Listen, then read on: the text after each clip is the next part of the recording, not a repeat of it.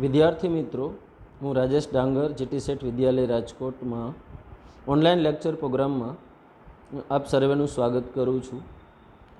આજે આપણે ધોરણ 9 હિન્દી કાવ્ય 4 કર્ણકા જીવન દર્શન, જેના કવિ છે રામધારીસિંહ દિનકર, એના વિશે વાત કરવાના છીએ. મિત્રો, આપણે કાવ્યની ચર્ચા કરતાં પહેલાં એના જે કવિ છે रामधारी दिनकर एनो थोड़ोक परिचय मेळवी लईए. हिंदी के सुप्रसिद्ध कवि रामधारी दिनकर का जन्म बिहार के मुंगेर जिले के सिमरिया नामक गांव के किसान परिवार में हुआ था. उन्होंने प्रारंभिक शिक्षा मुंगेर, उच्च शिक्षा पटना में प्राप्त की. पटना विश्वविद्यालय से स्नातक की उपाधि प्राप्त कर कुछ समय तक उन्होंने वहां अध्यापन कार्य किया. दिनकर जी सीतामढ़ी के सब रजिस्ट्रार और मुजफ्फरपुर कॉलेज हिंदी विभाग के अध्यक्ष भी रहे. वे भागलपुर विश्वविद्यालय के उपकुलपति, भारत के हिंदी विभाग हिंदी सलाहकार समिति के अध्यक्ष के पद पर भी वो रहे. दिनकर जी की सबसे बड़ी विशेषता यह थी कि अपने देश और युग के प्रति उनकी जागरूकता. कवि ने तत्कालीन घटनाओं, विषमताओं को खुलकर चित्रण किया. उनकी वाणी में शक्ति है, ओज है. उनकी कविता में शोषित और पीड़ित वर्ग की व्यथा और उसे मुक्ति का संघर्ष है. उर्वशी, रश्मिरथी, रेणुका, हुंकार, रसवंती, कुरुक्षेत्र उनकी काव्य कृतियाँ हैं. उर्वशी के लिए उन्होंने सन 1972 में का ज्ञानपीठ पुरस्कार मिला था. संस्कृति के 4 अध्याय उनका चिंतन ग्रंथ है, जिसे साहित्य अकादमी पुरस्कार से सम्मानित किया गया. अर्धनारीश्वर, मिट्टी की ओर आदि उनकी प्रमुख गद्य रचनाएं हैं. उनका कृतित्व गुणवत्ता और परिमाण दोनों की दृष्टि से विपुल है. अब हम इस काव्य के बारे में बात करेंगे. तो प्रस्तुत खंड काव्यांश में रश्मिरथी जो उनका खंड काव्य है उसमें से लिया गया है. महारथी कर्ण के करुण किंतु भव्य जीवन की मीमांसा चर्चा करने वाला खंड काव्य है. सारे अन्यायों को सहकर कर्ण, खास याद रखें, जन्मजात महानता पर पुरुषार्थजन्य महानता की विजय चाहता है. अंत में जब पांडव श्रेष्ठ के रूप में सब कुछ प्राप्त करने का प्रलोभन सामने आता है, तब भी वह अविचलित रहता है और जिसने आज तक साथ दिया उस मित्र को किसी भी मोल पर छोड़ना नहीं चाहता. कृष्ण कर्ण को पांडवों के पक्ष में ले आने के लिए उसे मिलते हैं. उस कथा प्रसंग से प्रस्तुत काव्यांश लिया गया है. मित्रों, આપણે રામધારીસિંહ દિનકરની વાત કરી, એનો પરિચય મેળવો. આપણે કાવ્યના સંદર્ભમાં આપણે 2 વસ્તુની આમાં વાત કરવાની છે. પહેલી છે કર્ણ અને દુર્યોધનની મિત્રતા. આપણે કેવો મિત્ર રાખવો જોઈએ, તો એના માટે એક વસ્તુ છે કે મિત્ર એસા કીજીએ જૈસે સિર કે બાલ, કાટ કાટ કે કાટીએ ફિર ભી તજે ન ખાલ. આપણે એવો મિત્ર રાખવો જોઈએ કે જેમ આપણા માથાના વાળ છે, એને તમે ગમે એટલી વાર કાપો પણ એ તમને છોડતો નથી. એવી જ રીતે કર્ણ જે છે એ ગમે એટલા એની પાસે લાલચ આવે છે, લોભ આવે છે, અને એને પાંડવોના પક્ષમાં મિલાવવા માટે થઈ અને ઘણી બધી લાલચો આપવા છતાં કર્ણ જે છે એ દુર્યોધનને છોડતો નથી. બીજી એક વસ્તુ છે કે કર્ણનું જે પાલન છે એક સારથી કુટુંબમાં, એક નીચી કહેવાતી જાતિમાં, એનું વર્ણમાં એનું જે ઉછેર છે થયો છે, અને છતાં પણ એ જે છે એવું કહે છે કે ખરેખર જન્મજાત જે મહાનતા છે એના કરતાં મહેનત કરીને, પુરુષાર્થ કરીને મેળવેલી જે મહાનતા છે એ મહાનતા એનાથી ઉપર છે. મિત્રો, કાવ્યની જે શરૂઆત છે એ કર્ણ અને કૃષ્ણનું જે બંને વચ્ચેની જે ચર્ચા છે એ ચર્ચાની વચ્ચે થાય છે, અને કર્ણ જે છે કૃષ્ણને કહે છે, ત્યાંથી આપણે કાવ્યની શરૂઆત થાય છે. પહેલી લીટી, વૈભવ વિલાસ કી ચાહ નહીં, अपनी कोई परवाह नहीं, बस यही चाहता हूँ केवल दान की देव सरिता निर्मल. કૃષ્ણને કર્ણ કહે છે કે મને ધન, વૈભવ, વિલાસ એની કોઈ પણ પ્રકારની ઈચ્છા નથી. મને મારી પણ કોઈ પરવાહ એટલે મારી પણ કોઈ ચિંતા નથી. બસ યહી ચાહતા હું કેવલ દાન કી દેવ સરિતા નિર્મલ. હું માત્ર એટલું જ ઈચ્છું છું કે દાનની દેવ એટલે કૃષ્ણ, સરિતા એટલે નદી, નિર્મલ એટલે પવિત્ર. મારા એના પછીની લીટી, કરતલ સે ઝરતી રહે સદા, નિર્ધન કો ભરતી રહે સદા. હું એવું ઈચ્છું છું કે દાનની જે નિર્મલ સરિતા છે, નિર્મલ નદી છે, એ મારા કરતલ એટલે હાથથી સદા વહેતી રહે, અને નિર્ધન એટલે ગરીબ કો ભરતી રહે સદા એટલે એને સદા સુખી કરે. તો કહેવાનો અર્થ આ 4 લીટીનો એ છે કે કર્ણ જે છે કૃષ્ણને કહે છે કે મને વૈભવ વિલાસની કોઈ પણ ઈચ્છા નથી, મને મારી પરવાહ નથી. હું માત્ર એટલું જ ઈચ્છું છું કે મારા હાથેથી સદા દાનની જે સરવાણી છે, દાનની જે નદી છે એ વહેતી રહે, અને જે ગરીબ લોકો છે એના સુધી મારું આ દાન જે છે એ પહોંચતું રહે. ત્યાર પછી કર્ણ આગળ કહે છે, તુચ્છ હે રાજ્ય ક્યા હે કેશવ, પાતા ક્યા નર कर प्राप्त विभव, चिंता प्रभुत अत्यल्प हास, कुछ चाकचिक्य कुछ क्षण विलास, पर वह भी यहीं गवाना है, कुछ साथ नहीं ले जाना है. કર્ણ જે છે કૃષ્ણને કહે છે, તુચ્છ હે રાજ્ય ક્યાં હે કેશવ. કેશવ એટલે હે કૃષ્ણ, આ રાજ્ય શું છે તો તુચ્છ છે, સામાન્ય છે. પાતા ક્યાં નર કર પ્રાપ્ત વિભવ. વિભવ એટલે વૈભવ. માણસ જે છે, નર જે છે એ આ વૈભવ પ્રાપ્ત કરીને શું કરે છે તો એને નીચે એ જ કર્ણ જવાબ આપે છે. ચિંતા પ્રભુત એટલે ઘણી બધી ચિંતાઓ, અત્યલ્પ હાસ એટલે ખૂબ જ ઓછી ખુશી, હાસનો છે ખુશી, કુછ ચાક ચિક્ય અને થોડીક ચમક દમક, અને કુછ ક્ષણ વિલાસ અને થોડીક ક્ષણ એને સુખ અને વૈભવ મળે છે. પણ વહ ભી અહીં ગવાના હે, પણ એ પણ અહીંયા જ છોડીને જવાનું છે, કાંઈ પણ સાથે આવવાનું નથી. કૃષ્ણ ને કર્ણ કહે છે. કર્ણ પોતાની વાત કરે છે, મુझसे मनुष्य जो होते हैं, कंचन का भार न ढोते हैं, पाते हैं धन बिखराने को, लाते हैं रतन लुटाने को, जग से कभी कुछ न लेते हैं, दान ही हृदय का देते हैं. કર્ણ કહે છે કે મુझसे મનુષ્ય જો હોતે हैं, कंचन का भार न ढोते हैं. એટલે મારા જેવા જે માણસો છે એ ક્યારેય, કંચનનો અહીંયા અર્થ છે સોનું, પણ અહીંયા એ અર્થમાં છે કે વૈભવ વિલાસ એનો ભાર, એનું વજન ક્યારેય ઉપાડતા નથી. પાતે હે ધન બિખરાને કો, હું ધન મેળવું છું. અમારા જેવા દાની મનુષ્યો જે છે ધન મેળવે છે તો પણ બિખરાને એટલે વેચવા માટે, અને રતન મેળવે છે, બહુમૂલ્ય રત્નો મેળવે છે એ પણ બીજાને આપવા માટે, લૂંટાવી દેવા માટે એ મેળવે છે. જગસે ન કભી કુછ લેતે હે, જગ પાસેથી, દુનિયા પાસેથી કાંઈ પણ લેતા નથી. પોતાના હૃદયનું દાન જે છે એ જ આપી દે છે, અથવા તો એમ કહી શકાય કે એની પાસેનો જે પણ ધન વૈભવ વિલાસ છે એ ગરીબોને એ આપી દે છે.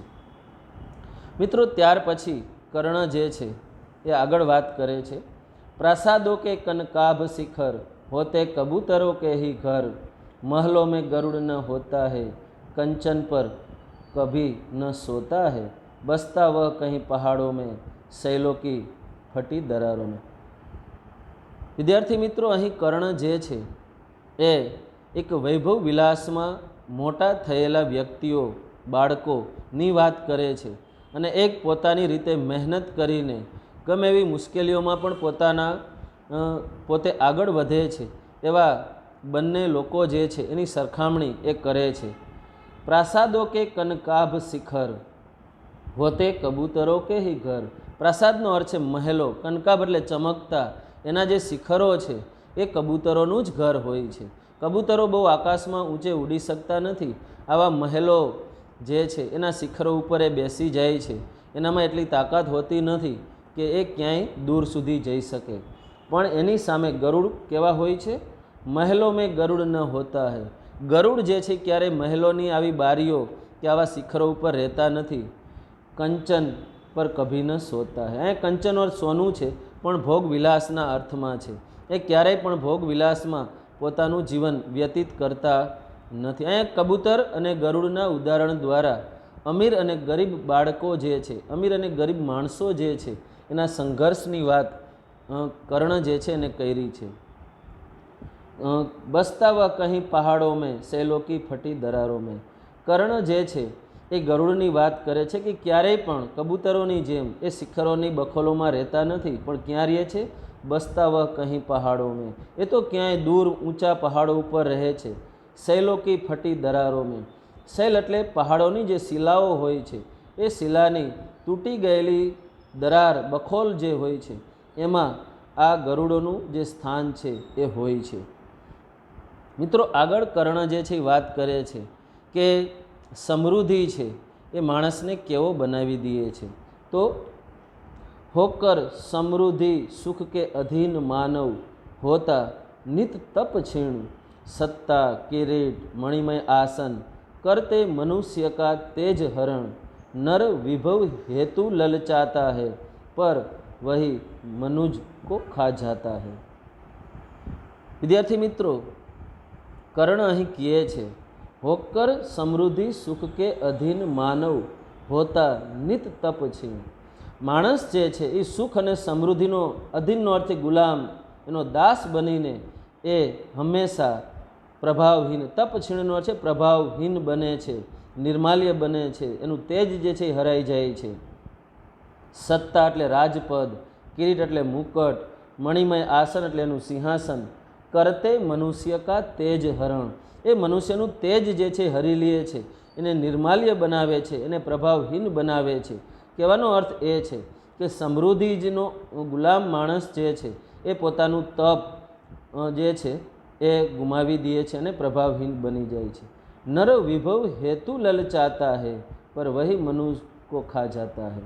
માણસ જે છે એ આવા વૈભવ વિલાસની પાછળ લલચાય છે, પણ આ જ વૈભવ જે છે એ માણસને નિર્માલ્ય બનાવે છે, એને ખાઈ જાય છે, એનો નાશ કરે છે।